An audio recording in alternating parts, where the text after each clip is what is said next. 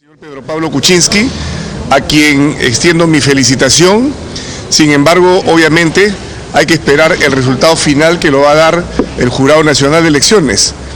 Aún así, es momento para ir tranquilizando los ánimos, es momento para ir volteando las páginas, es momento para ir buscando caminos de conciliación entre las fuerzas que han competido en esta justa electoral. Se han dicho cosas bastante fuertes durante los debates parlamentarios, durante las declaraciones que se han hecho en los mítines ante la prensa, y me parece que a medida que se vaya confirmando el triunfo de Pedro Pablo Kuczynski, el virtual presidente electo, que es un caballero, sabrá extender en el momento más oportuno las disculpas correspondientes para poder de esta manera temperar las cosas mejor dicho, y empezar a mirar juntos un mismo destino. Los partidos en general que hemos competido en esta contienda electoral podemos mirar el futuro desde diferentes perspectivas, pero estoy seguro que tenemos los mismos objetivos, las mismas metas. Estamos buscando que la gente viva tranquila, tenga trabajo, mejore la economía, se consolide la democracia, la institucionalidad, el Estado de Derecho, luchar contra la informalidad. Todo eso, creo yo, es un objetivo compartido por las diferentes fuerzas políticas. Y estoy seguro que en el futuro, a pesar de que podríamos tener un gobierno sin mayoría parlamentaria y una oposición con mayoría absoluta en el Parlamento Nacional, habrá la capacidad de entenderse y de ponerse de acuerdo. Mis saludos desde ya a Pedro Pablo Kuczynski por los resultados que se vienen obteniendo, y también mis saludos, reitero, a Keiko Fujimori, que ha sabido hacer una gran campaña electoral. Sí, ahorita estamos en vivo para TV Perú, 7.3 Noticias. Esta es una transmisión en vivo del Congreso Televisión. El presidente del Congreso acaba de ingresar hace unos instantes aquí al Palacio Legislativo y ofrece unas declaraciones a la prensa. Ha saludado los resultados de la campaña electoral. Un gabinete amplio de Pedro Pablo Kuczynski es lo mejor para el país. Pedro Pablo Kuczynski es consciente que no solamente llegó con el apoyo de su partido Peruanos por el Cambio, sino que hubo muchas fuerzas políticas que coadyuvaron a su triunfo electoral, desde la izquierda hasta las posiciones más de centro y más liberales. Y también me parece bien que haga una invocación, una convocatoria a Fuerza Popular. Se ha demostrado que Keiko Fujimori y su partido van a ser actores muy importantes durante el futuro quinquenio, así que es bueno que busque, si es posible, una alianza. ¿Es bueno hacer alianza con Fuerza Popular? Sí, sería bueno hacer alianza con Fuerza Popular, pero si no se hace alianza, ser oposición también es bueno. Tener una oposición en el Congreso también es bueno, porque habría un auténtico equilibrio de poderes. La oposición obviamente tiene que ser una oposición dispuesta a dialogar permanentemente, una oposición democrática, una oposición constructiva.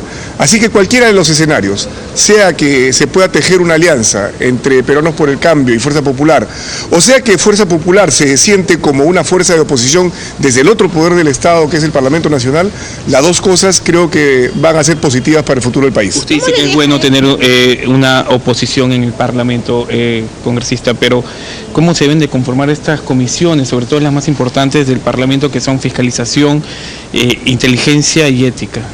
Si Fuerza Popular se constituye, como parece que va a ser, en una fuerza de oposición democrática, responsable, desde el Congreso de la República, siendo oposición, por supuesto que le corresponde la presidencia de la Comisión de Fiscalización.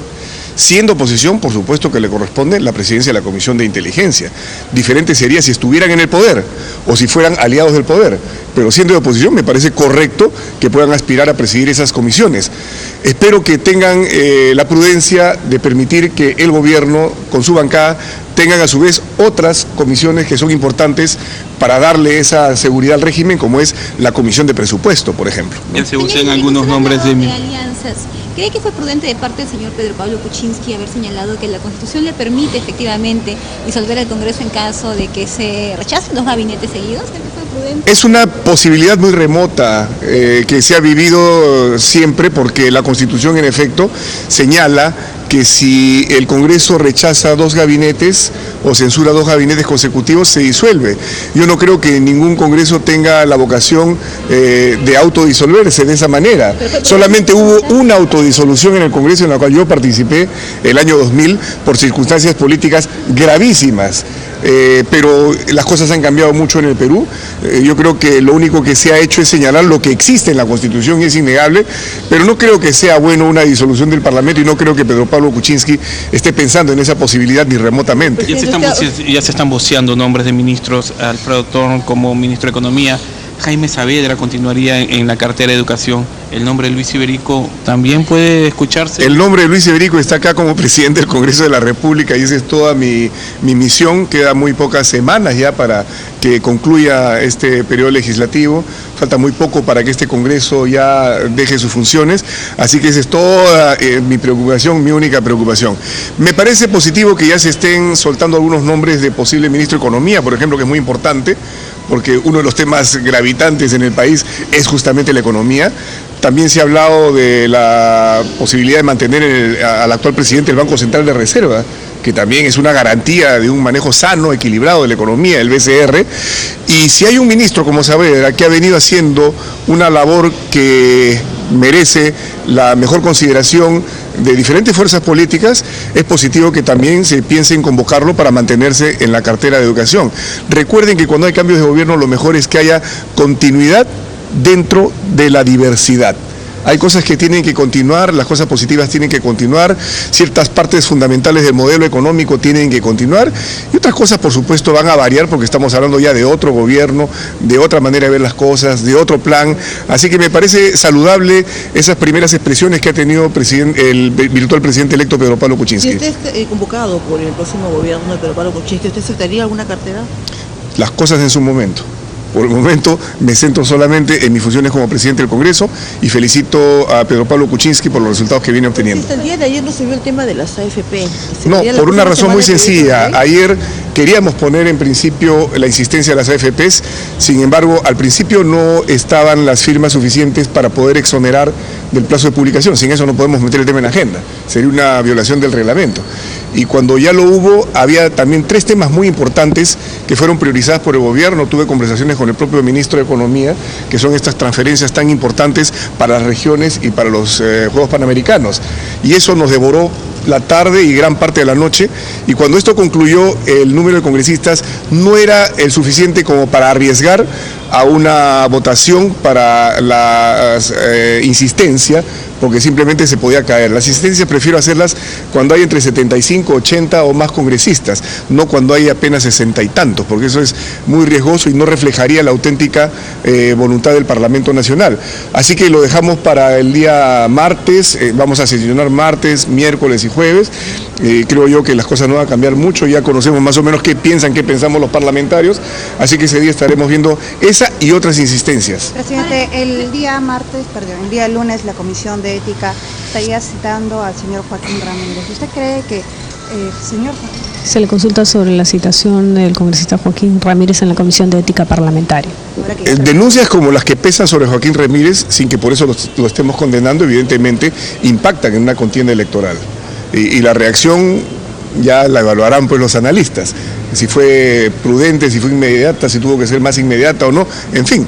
Pero me parece positivo que Joaquín Ramírez concurra, a pesar de que a este Congreso le queda muy poco tiempo, porque es un mensaje de transparencia. Cuando hay una denuncia simplemente hay que aclarar. Lo mismo, reitero, hará, estoy seguro, el nuevo Contralor de la República. Tendrá que aclarar estas cosas y el Congreso jugará su rol. Si considera que es insuficiente la aclaración, está el camino de la acusación constitucional. Si no, pues alas y buen viento para el nuevo Contralor. 6 meses de licencia de Joaquín Ramírez, esto no deja una buena imagen del congresista peruano. Si bien ha pedido licencia, sin goce de haberes, está en su derecho un congresista de pedir licencia, no es bueno pedir una licencia por un plazo tan prolongado. Por 6 meses es medio año. Uno ha sido elegido pues para desarrollar sus funciones como congresista de la República.